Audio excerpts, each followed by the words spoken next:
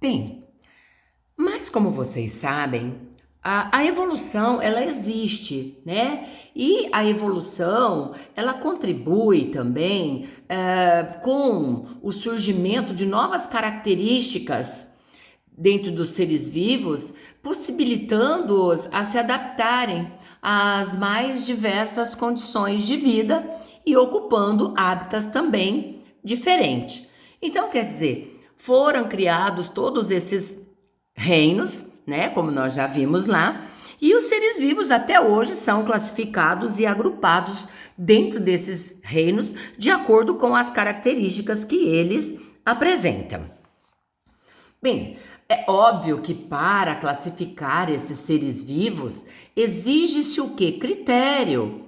Que critério? Pessoal, vocês estão lembrados quando eu disse assim que mediante a diversidade de seres vivos, os taxonomistas resolveram agrupar esses seres vivos em dois grandes reinos? O primeiro critério utilizado foi o mecanismo de nutrição. Quem produzia seu próprio alimento, quem não produzia seu próprio alimento. Quando inventaram o microscópio, né, que foi por Hans e Zacharias Janssen, os irmãos holandeses, com o uso desse microscópio, eles criaram um terceiro reino protista, mas com o aperfeiçoamento do microscópio, tiveram que subdividir esse terceiro reino. Então, um novo critério foi estabelecido. O critério foi a organização celular. Então, os seres vivos são agrupados, organizados, né, de acordo com um critério.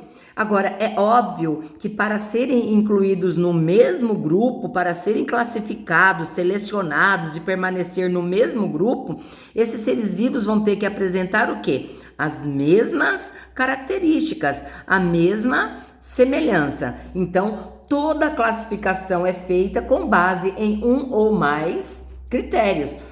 Por exemplo, no caso dos seres vivos, os critérios utilizados alteraram-se ao longo do tempo, né? Tanto é que os fungos foram retirados do reino protista por conta do quê? De novas descobertas, de novas observações. Então, criou-se um reino apenas para os fungos.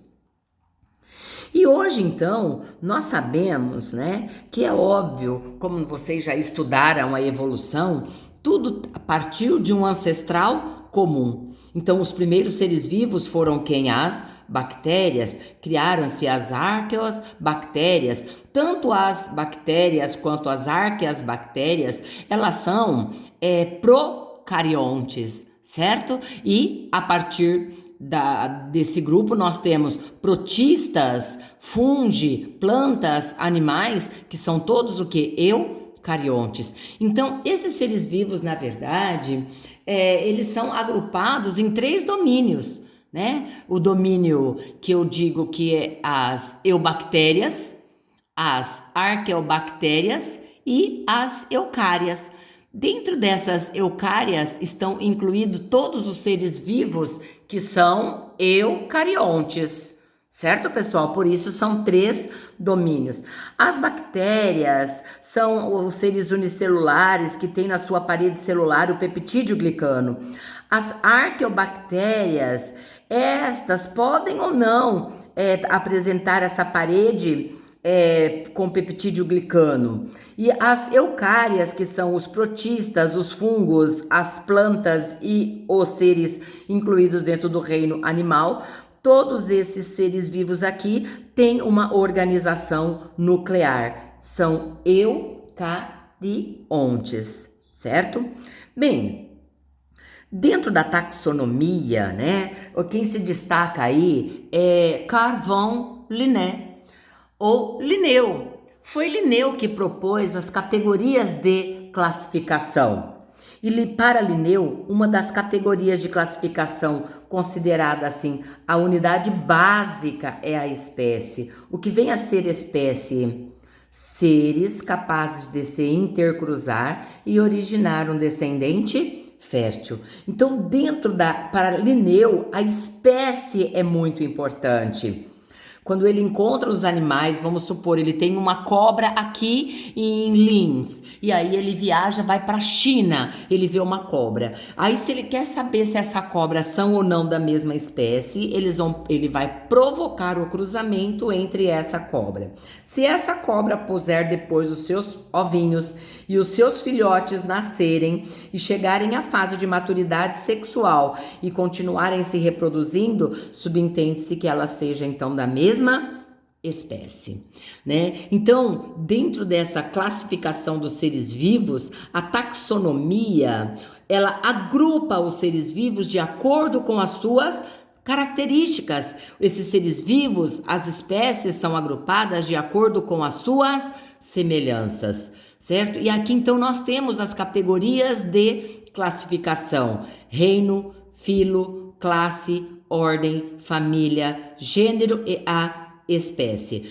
Dentro do reino, vamos dizer que está a maior diversidade de seres vivos. Já na espécie, o grupo vai ser que bem menor, né? Existem maior semelhança, mas os grupos já são bem menores. E nós podemos então agrupar esses seres vivos. Por exemplo, eu posso dizer assim: o homem e o elefante pertencem ao mesmo reino. O homem e o elefante também pertencem ao mesmo filo dos cordados, porque eles apresentam crânio, coluna vertebral. Mas o homem e o elefante, que pertencem ao mesmo reino e ao mesmo filo, ainda pertencem à mesma classe, porque tanto o homem como o elefante, eles mamam.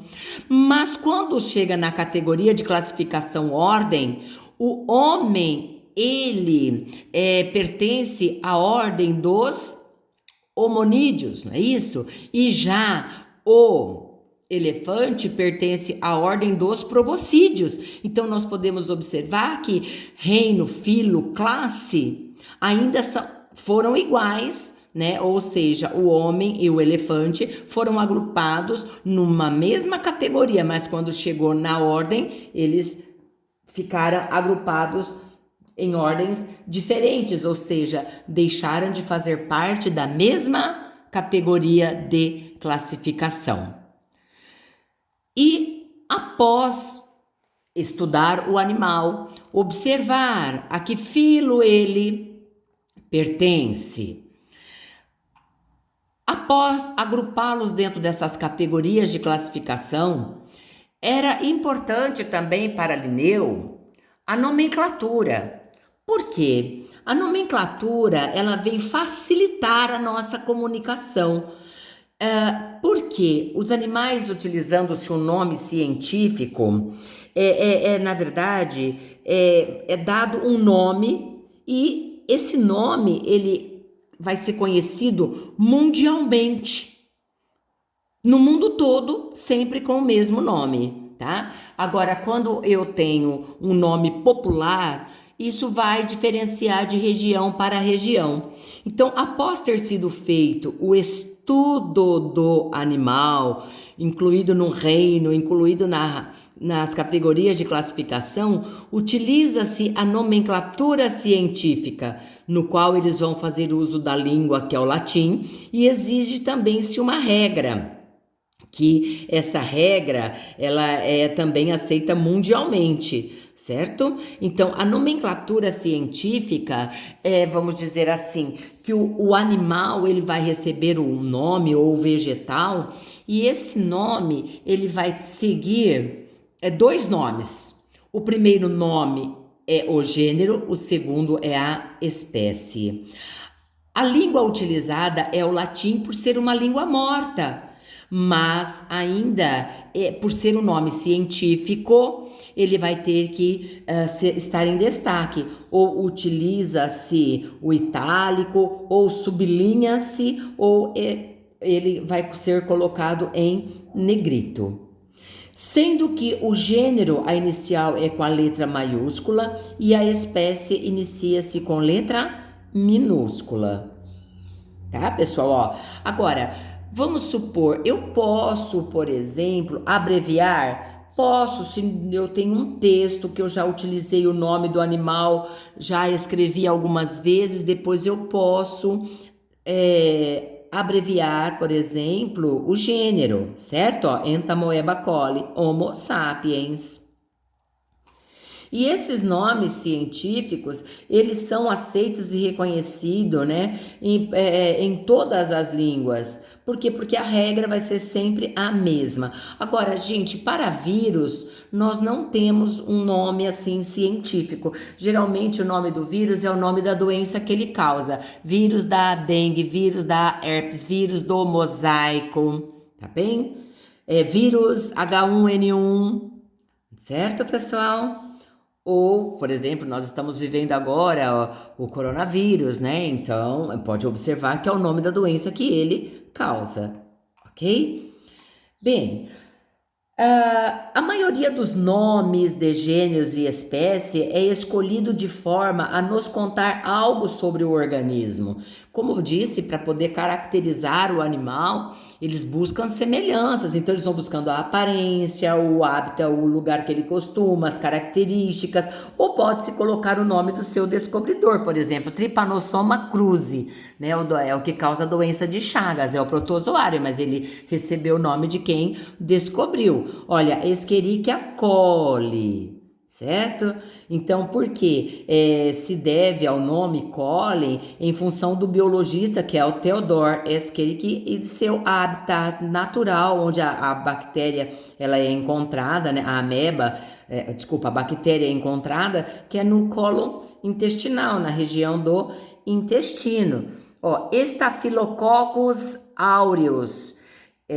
O nome se deve a quê, né?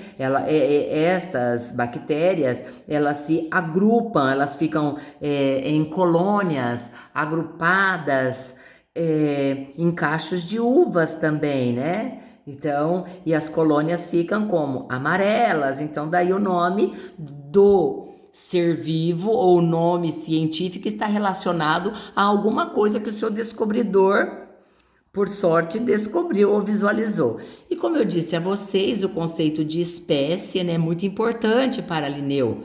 Os seres ali, esses seres da mesma espécie, eles são capazes de se reproduzir entre si e deixar descendentes férteis. E óbvio que essa definição se aplica aos eucariontes, inclusive em destaque as algas, os fungos e os protozoários.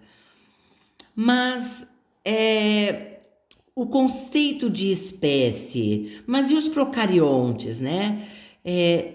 Esse conceito, ele vai poder aplicar também aos procariontes? O que nós observamos é que os seres procariontes, as bactérias também, conseguem se reproduzir. Agora, na verdade, as bactérias elas não precisam trocar sempre todo o seu material genético, né? Porque algumas formas de reprodução são através de esporos. Logo, então, uma espécie de procarionte, ela vai ser definida apenas pela semelhança existente entre os membros dessa colônia bacteriana. Já os vírus, né, é complicado, porque os vírus eles são altamente mutantes. Então, por isso que eles, inclusive, foram deixados lá no Reino Monera por conveniência. E o nome do vírus advém da doença que ele causa. Vírus da cachumba, vírus da gripe, vírus da rubéola.